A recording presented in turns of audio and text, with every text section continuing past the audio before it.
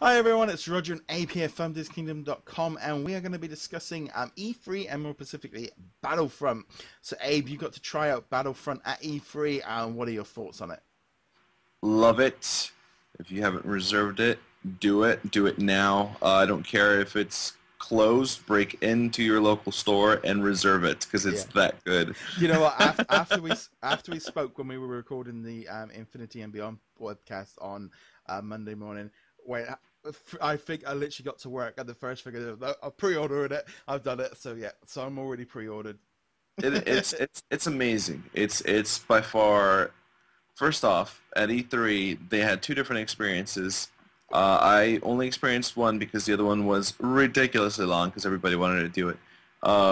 They had a two-player co-op demo, and they also had a 40-player demo, which was a 20 on 20. And believe it or not, you would think the 20 on 20 the line would move fast because you know you're getting rid of 40 people at a time. No, that was taking forever. I think the line was like 3 to 4 hours long at one point. I suppose it depends how long the battle is between everybody. I think so. Yeah, I think that's what it is. And get everybody ready to start the level at once. Exactly. So anyways, I was able to go ahead and do the two-player co-op with a friend from the actual group, from the Infinity and Beyond group. We got in. I tried to take pictures from a distance, and they're like, no pictures, no pictures. It's like, I guess there's stuff that's still they want to keep secret. But I finally got in, played it, and it was basically a wave system where we had 6 waves of enemies, and we basically had to. I thought I would have to defeat them all, but actually each wave was kind of different. It's like, you know, defeat everybody in the first wave, defeat everybody in the second wave, capture a escape pod and defend it. Then it was take down some ATSTs. I mean, it was insane, like the variety of things that was going on, but it was so much fun. Like, honestly, this is definitely going to be a game that's going to take a lot of my precious hours, but they're going to be so worth it. So I got to play that, and they also had an outdoor booth at E3, and that one had no wait, so clearly I stayed there, played a little bit more. I played a few times, actually. And no, it's by far one of the best games. In fact, I think it was being voted the game of E3. So a lot of the big game websites were voting it the best game. It got a lot of buzz. It's been very, very well received. I think the gameplay, because up to sort of at Celebration they showed the trailer off, and everyone's like, "Oh yeah, looks great." The trailer looks pretty, but until everyone sees that gameplay and people get their hands on, you know, watching the gameplay footage, because I was watching like the Sony conference. And yeah, and it's just a crowd went nuts, and the internet just blew up. It's just, you know, people just seem to be really excited because it almost feels like, does it match your expectations or does it succeed what you were expecting?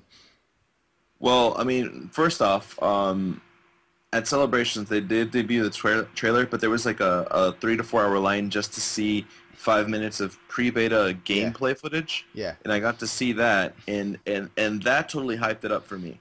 So when I actually got hands-on this time, oh yeah, it totally not only met my expectations, I feel like it's going to far exceed it because I only got a taste. Yeah. So, yeah, no, this is definitely the game of the year. Yeah, I think this is going to be the big Christmas video game. It's on Xbox One, PS4, and also on PC. I mean, it definitely just seems to be grabbing all the attentions. All the mainstream press have even picked up that was kind of the big game of the season. I think also with the big Force Awakens movie coming out as well, it's all going to tie into a big Star Wars sort of winter, really, for us all. That's exactly what I was going to say. I think one of the greatest things that this game also has for it, it's not only going to be an epic game to experience and play, but it's actually going to set up Episode 7 for us, because if you reserve right now, which if you haven't, I don't know why you're still listening to us. You should be going, reserving the game right now. But if you reserve the game, you get DLC, and this DLC is called the Battle of Jakku, which is basically what happens before Episode 7 takes place. So definitely reserve this game. And if you're not a Star Wars fan, you will be, because this is amazing. ordered the deluxe or just the standard version? Well, that's a dumb question. Of course, it's a deluxe. You gotta go big with this game. This thing is amazing. So I think it comes with a lot of extras, like I think it's some weapon packs, some DLC stuff. I know it has like Han's blaster. It's definitely. I mean, they haven't revealed everything that's going to come with this extra bonus. So I'm excited. I definitely. I know I'll upgrade if there's an even more exclusive edition. So I think that's the thing as well. I think because I mean, just watching the trailers and stuff, you know, the way that you're running around, you can play obviously on the Rebels and the Empire and the different vehicles and it just feels like we haven't seen a proper decent Star Wars game, especially not on this generation for Xbox One and we haven't got a Star Wars game yet. So this is going to be like, this is the first big game we've seen for a while, I think, now for Star Wars. No, yeah, absolutely. It's definitely much anticipated, but it's definitely, I mean, the fact that DICE was granted access to Lucasfilm and their archives and their actual movie props. I mean, the ATST or the AT-AT that you see in the game, that's basically it's basically scanned from 3D models into this game. So what you see there, it's definitely in the game. I mean, it's so authentic. So but I think I'm excited. I think that's the thing now with video games being as big as they are. It has to be taken seriously because it's always just been the side-on that come with, but probably more people, just as many people will be playing this game, that will probably be watching Rebels. It's that big, in terms of how many, because this game appeals to a very big audience, the Battlefront. This is, there'll be lots of people that they love the shooters and stuff, and I think people want to try something different, and having a Star Wars shooter that we haven't seen for years will be it.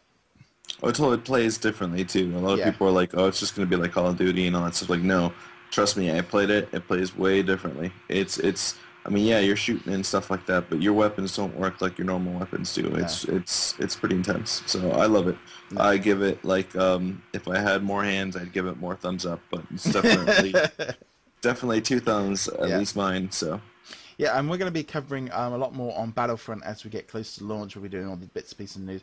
Obviously, when the game comes out, we're going to be doing some videos and stuff on it because we're all kind of pretty sort of stoked about the game and really excited to kind of get into it. So if you are interested in all this, remember to hit that subscribe button. Check us out at DisKingdom.com. And remember to check us out at Twitter, etc. And just a shout out to our patrons as well, magicbandcollectors.com and sorterapps.com. And also another shout out to our other patrons as well, including the Infinity Museum. James. Okay, guys, thank you very much for watching, and we shall see you guys later. Take care, guys. Go reserve the game.